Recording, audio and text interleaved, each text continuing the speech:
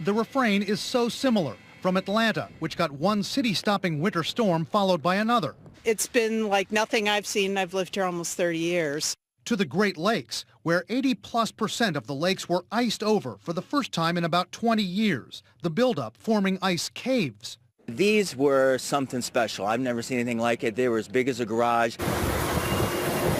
People in so many different regions say they've never seen weather like this winter's. Over the past week, we've reached a point where 49 out of 50 states have had snow on the ground. We've seen so-called thunder sleet. Captured in this iReport video from a backyard deck in Grand Meadows, New Jersey. But also a punishing drought in California. People in more than a dozen towns in danger of running out of water. Again, that refrain. This is the worst year I've ever seen. These weather patterns are severe, crazy, and connected. This winter, a high-pressure ridge of stable air blocked precipitation from coming in from the Pacific Ocean, causing California's drought. Then it pushed the jet stream further up into Canada than usual, which then led to a deeper trough in the east, pushing further south. That's why those areas got hit by cold weather from Canada. They are associated with that long wave pattern, so they are connected in that sense. The same jet stream wave swung into Great Britain, causing severe flooding, the wettest January there in 2.5 centuries. And yes, that same wave pattern is what's affected the Winter Olympics, making it almost summertime in Sochi. And it's all slow moving this year, holding those severe weather patterns longer over all of us. Why? A mystery. That's an area of research that we're currently investigating. We don't have a clear-cut answer to that question. And if we did, we would have a much more skillful prediction in the longer time scale, say out to 1 to 2 months. Another mystery, whether all this is connected to climate change or not. Bill LaPenta of the Centers for Environmental Prediction says they're still trying to crack that code, trying to determine if climate change impacts those jet stream patterns and our crazy weather. A new warning from scientists suggesting the Earth may be on the verge of another mass extinction, similar to the one that killed the dinosaurs. And this time around, experts say we may be able to stop it. Michio Kaku is a physics professor at City University of New York and author of the new book, Physics of the Future, that we're going to be looking forward to the new book, of course. All right, Dr. Kaku, getting right to it. So which species would be most at risk? Well, so far, if you analyze the last few hundred years of life on the Earth, human activity apparently has wiped out 1.4% of all plant and animal species, and it is 100 to 1,000 times faster than normal because of human population, development, pollution, overharvesting. And if you take a look at a zoo, many of the zoo animals that our children love, we may find them going extinct. The tiger, for example, may go extinct. Many of the familiar zoo animals, bears, and realize that 18,000 species are at risk. And what about climate control? What role does it play? Yeah, climate change is also involved in this thing. Independent of where climate change comes from, we see that the seasons are changing. Summers are getting longer, winters are getting shorter on average. And we always say that the early bird catches the worm, but that assumes that the worm and the bird are synchronized. Many of these cycles, the natural cycles, are being thrown into disarray, meaning, for example, droughts in China going on right now, perhaps famine in certain areas. So we humans cannot be divorced from what's happening in the natural world. We can't be divorced. Is there something we can do about it? I guess you said pollution is one thing we can do. Humans are among the fittest, but we are also at the top of the food chain, the top of the pyramid, and it wouldn't take much to dislodge us from being at the top of the food chain. So who could outrank us at that top of the food chain? You know what animals I need to look out for? Well, in science fiction, of course, the insects take over. But look at something very simple. We are dependent on just a few crops, wheat, rice, and just a few crops. And if a blight were to wipe out these crops, then a huge chunk of humanity would starve to death because we're so dependent on just a few plants and animals for our existence. When we see extreme weather like this on both sides of the Atlantic, inevitably people start saying, is this being caused by climate change? Can we pinpoint climate change as the reason for these storms? Officially, no. One such event you can't pin on global warming, climate change. Speaking personally, and I've got nothing, this is not the Met Office speaking, this is me speaking, I do think there's a connection, yes. We've had this record area of low pressure in the Atlantic, record typhoon in the Philippines, a heat wave in Australia with temperatures of about 50 degrees Celsius, the floods in northeast India. We're getting more and more of these extreme events as time goes on, and I'm convinced, although that's not the official line. Interestingly, in the States, where they're seeing all of this snow, I was living there the last time they had a huge snowstorm, Snowmageddon in 2010. Yeah. And what you could hear people saying all the time was, when it was absolutely freezing cold, and saying, well, if nothing else, this at least proves there's no such thing as global warming. People are convinced that when it gets very cold, it means the planet can't be warming, and we don't need to worry about climate change. How can you convince them otherwise? The planet as a whole is warming, but that doesn't mean to say that there won't be places that are a bit colder than before and other places that are a lot warmer. Overall, year on, year by year, the planet is slowly warming. There are these cold winters in between, but when you average it all out, the warming is continuing. And we will need to get used to winters like this, will we? These kind of storms and extreme weather? Well, we'll certainly have to get used to extreme weather. What the winters are like, I'm afraid I can't say, but there is no doubt whatsoever that there will be a lot more of these weather extremes in the years to come, not only in Britain, but throughout the world. And are we very good at dealing with it in Britain? Are we going to have to get a bit more resilient, do you think, if we're going to have to get used to extreme weather? Well, that's true. Certainly we've got to take precautions because it's a matter of life and death, some of them. And it is going to, I'm sure it's going to get worse. I can't remember the weather as it's been in the last year. I mean, it's the most vicious typhoon ever, the one that hit the Philippines. Yeah. Hurricane Sandy, the drought and heat wave of 2012, Snowmageddon, flooding in the heartland, all extreme events, all billion-dollar disasters, and all of them disrupted electricity and jeopardized lives. Why? Because extreme weather events are primarily centered on water. Too much or too little disrupts transportation. Turns out that almost every single power station where you generate electricity is controlled in part by water.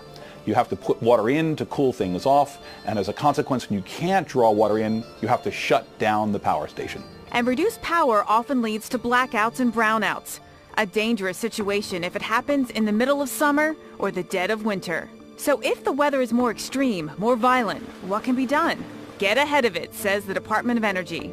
Electric companies should strengthen their grids and build backup systems. Conservation and water recycling is also critical, and pre-position supplies ahead of storms like Hurricane Sandy. People couldn't get gasoline. Gas was available, electricity wasn't. So if you had pre-positioned generators, you could actually, in fact, very quickly restore power, moving things along much more quickly than we've seen in the consequences of these storms. And then there's money. Firming up America's energy structure could take billions of dollars, but rebuilding after a disaster could take hundreds of billions. Is the cost on the front end worth it? Pershing says yes. Weather wallop. Cars around me were just spinning. Monster storms, devastating droughts. Why so much extreme weather? How can we cope with the consequences and the cost? So much of the country battered by this record-breaking winter. And just this weekend, yet another blizzard in the Northeast. Out west, an epic drought. Our panel of experts is here to examine what's behind this weird weather, what, if anything, can be done about it. And ABC meteorologist Ginger Z starts us off.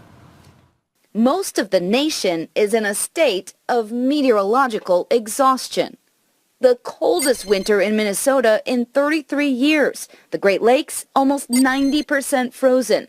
Normally, it would be just over 30. And New York City, buried, now in their top 10 snowiest seasons. Snowfall totals from North Carolina up to Indianapolis between 2 and 3 times their normal. 75,000 flights canceled since December 1st. That's an all-time record. And Pennsylvania, they've been in the heart of the misery, a giant pileup on Friday. ABC's Lindsay Janis was right there. The sun was shining, the roads mostly clear, but there was one problem. Temperatures plummeted overnight and turned this Pennsylvania turnpike into a sheet of ice, causing this 5-mile-long chain reaction pileup. More than 100 cars. Dozens injured. Almost all of this weather can be related to a single pattern locked in place. All winter, the pattern has been stuck. Every time we go into the weather center here, we see the same thing. The jet stream cutting the nation in half. On the east, the coldest air in decades allowed to come as far south as the deep south, the Gulf really. And then the jet stream just right in the right place that moisture rides along it, meaning snowstorm after snowstorm from the Great Lakes through the Northeast. But that's also creating an extreme in the west. That big ridge over here gives record drought and heat. California last year, the driest year on record. President Obama traveled west Friday to see the drought up close. What happens here matters to every working American. Wayne Friedman from ABC 7 News in San Francisco visited a hay farm that's seen barely a sprout this year. Ginger, what this drought is doing in California is unprecedented in 5 generations of living memory. Friedman says the drought will affect everything from food prices to hydroelectric power. We could see brownouts this summer from less water flowing through our rivers. For small agricultural towns, we're already seeing the effect. Some of them have 50% unemployment. Bottom line, in California, a way of living could be ending. But are the extremes of one year related to climate change? Stanford's Noah Diffenbaugh has been working through that very thorny link. He says man-made change does exacerbate extreme weather events, meaning perhaps more intense storms, floods, tornadoes, and droughts to come. Dr. Judith Curry of Georgia Tech says climate models aren't there yet, just not up to the task of distinguishing what has caused an individual extreme weather event. Record-breaking snowstorms. But if the globe is warming, why all the snow? Scientists make the connection. We've always had extreme weather. We always will have extreme weather. But with global warming, we can expect to see more of these extremes. Or will we? Our panel mixes it up over whether climate change is responsible for extreme weather and whether humans are responsible for what we're seeing. A look at the one thing we all depend on, Earth. From the sky above to the ground beneath, how we get energy, how we use energy, and how we might be messing with Mother Nature, putting our planet in peril. First up, record snowfalls blanketing the country, deadly flooding in Australia and Brazil. Is the weather becoming more severe because of global warming? Could a hotter Earth actually mean more snow? Energy Now's Lee Patrick Sullivan went to the experts to find out in this Energy Now Spotlight. Global warming. Scientists say the Earth is heating up so rapidly that in the next century, Greenland could have the same temperatures that Florida does now.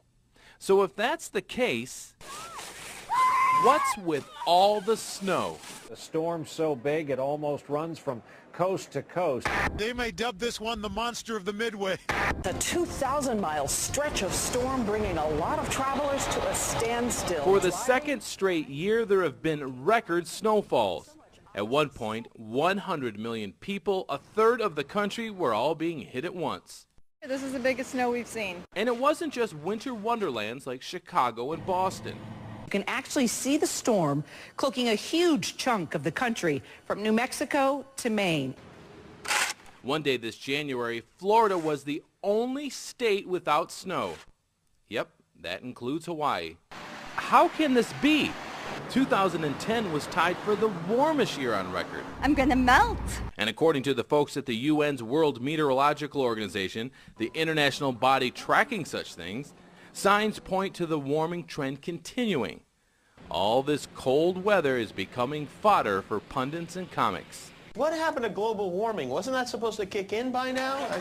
Climatologist Heidi Cullen runs Climate Central. It's a nonprofit organization that explains science to journalists. I definitely think it's tough for people to look outside their window, see a ton of snow, and think, oh my goodness, that's global warming. But Cullen says that's exactly what it is. Snow is proof the Earth is warming. You know, I think it's really good to keep in mind that the term global warming doesn't mean that it's going to be warm everywhere all the time. Here's what she says is happening. You know the video, large chunks of ice cracking and falling into the Arctic Sea. Well, Cullen says those cracks expose more cold sea surface to the atmosphere. Think of it as opening an enormous refrigerator. That cool air is packed with moisture. It travels down the Atlantic to produce more precipitation than normal. If this happens in winter, it's snow.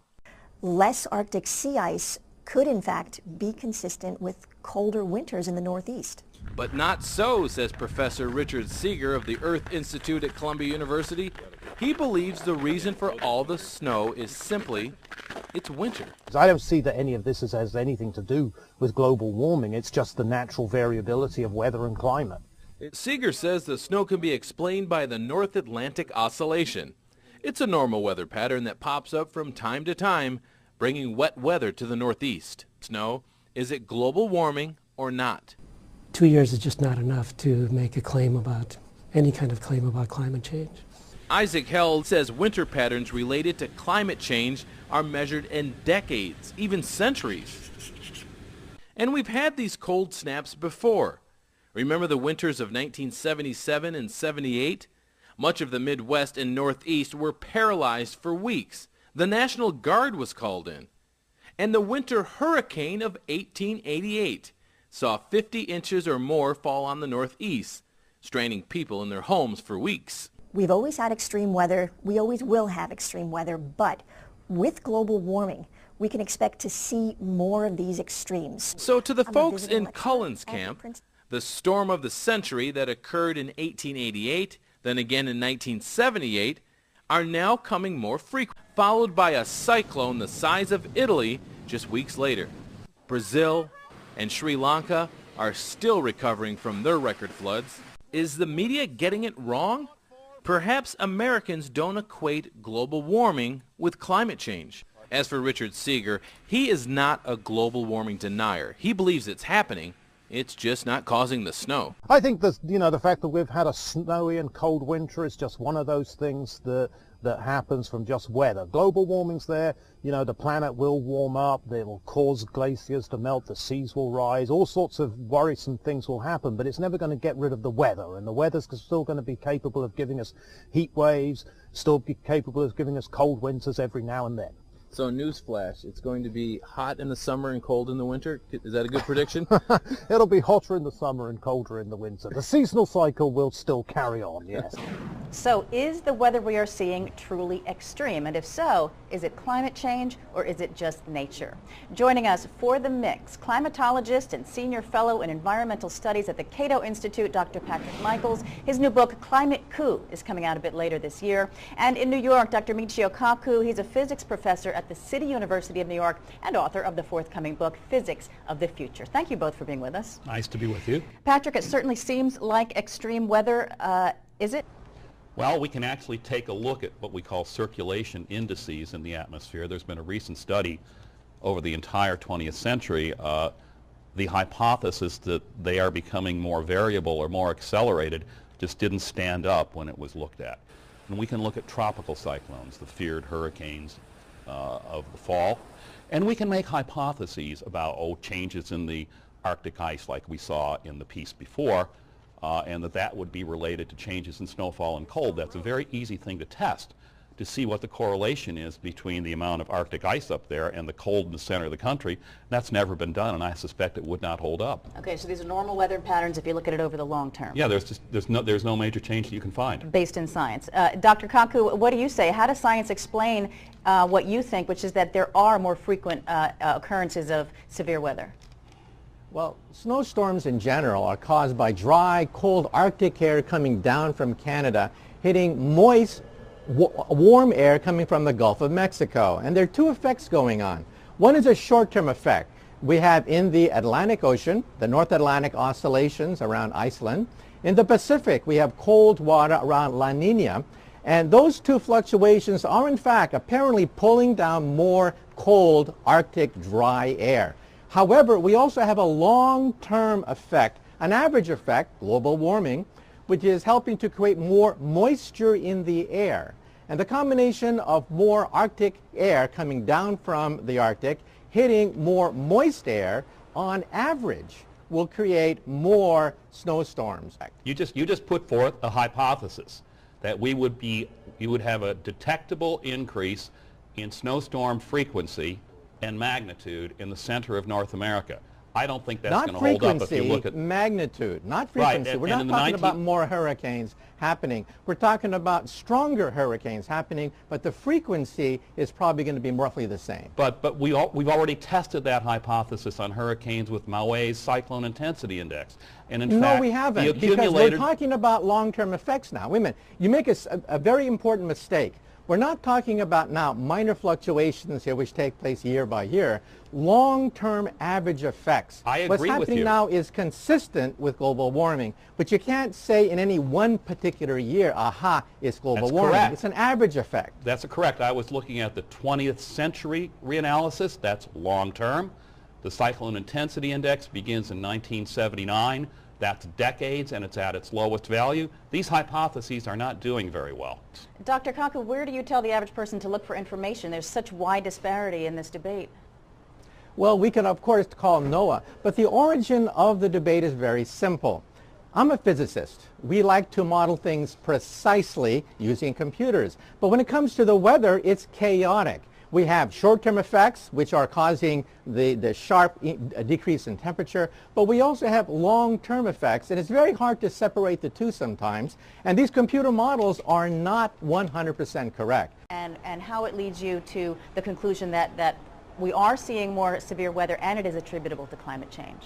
The 5 years that I've lived here, we have had the longest dry period ever recorded, and we have had 2 record-breaking 24-hour rain events just in 5 years.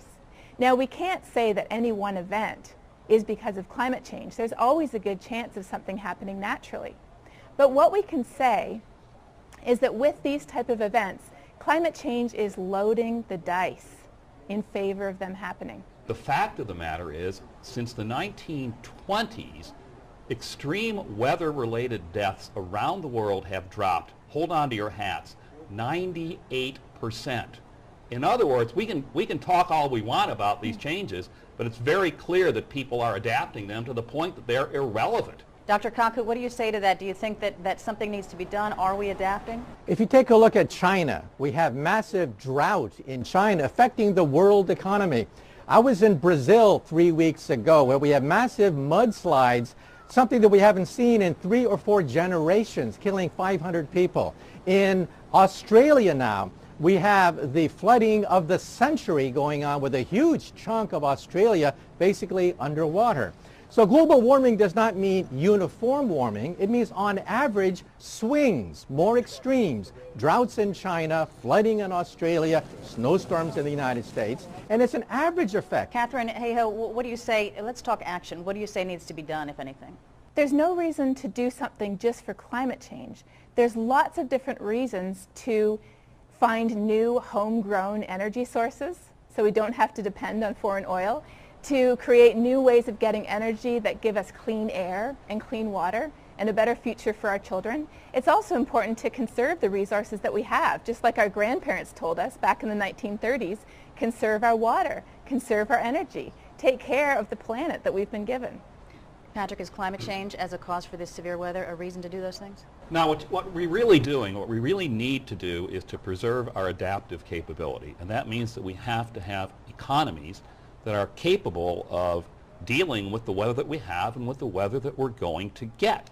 Again, the fact that the number of deaths from extreme weather has dropped by 98% tells you that we are adapting and we are dealing with the changes that occur. Dr. Kaku, do you think we need to do more? I think we have to deal more. If people are dying less because of extreme weather, we're just getting better at it. But the long term is we may see some of our great cities underwater. And I don't want to see that happen. I don't want to see dikes around Manhattan. I don't want to have to see dikes around the great capitals of the world. And I don't want to see Greenland beginning to thaw out. So I think we should begin a process of energy efficiency, renewable technologies, going green, because it's prudent, because we need an insurance policy. Because if global warming is really kicking in on average, it's going to mean tremendous economic dislocation taking place.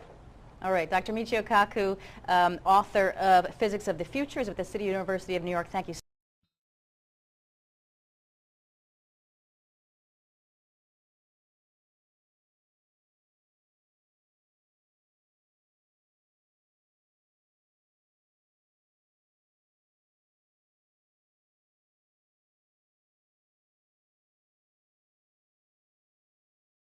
Homes lie empty, the river taking what those fleeing could not.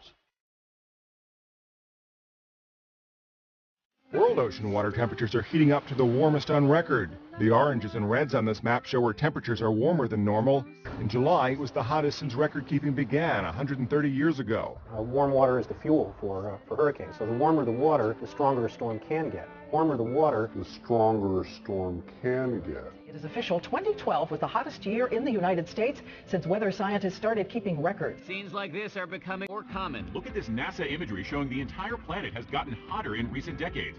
Here in America, 2012 was not only the warmest year on record, but also the second most extreme, featuring tornadoes, wildfires, a massive drought, and Superstorm Sandy. The worst drought in nearly half a century are now driving up food prices. The government is now saying next year groceries like milk, beef, chicken, and pork will cost consumers more. They're going to go up, and they're going to go up big time.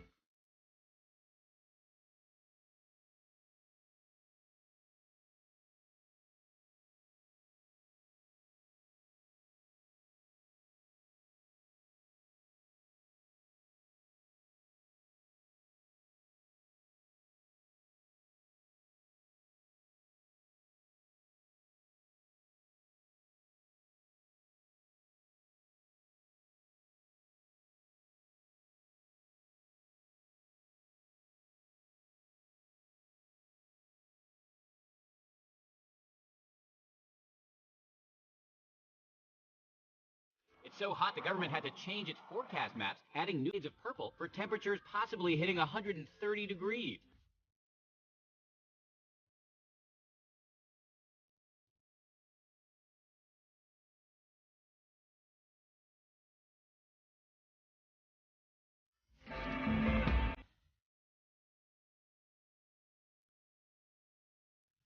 With her house collapsing around her in the raging floodwaters, rescuers threw a lifeline to this woman in the mountains north of Rio de Janeiro. She grabbed her dog and with a leap of faith plunged into the surging waters. The rope held, but she couldn't hold on to the dog.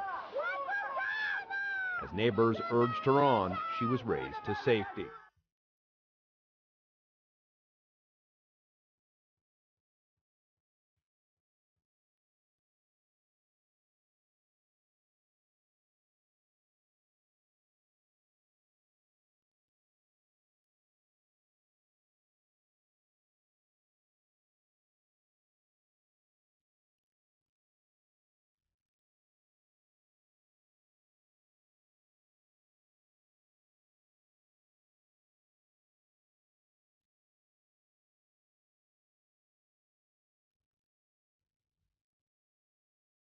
Hurricane Sandy crashing on shore, winds now at 90 miles per hour, and this storm is so big, so vast, 60 million Americans will feel its power.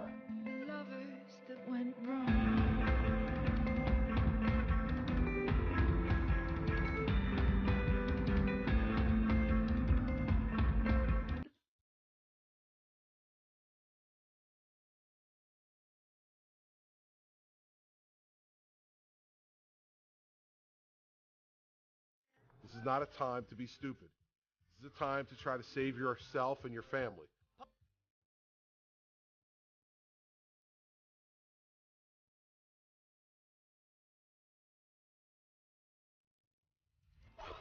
The unprecedented heat wave sweeping Russia continues unabated, with July already the hottest month on record. As a result of the heat, bog fires mean that Moscow is now choking in thick smog.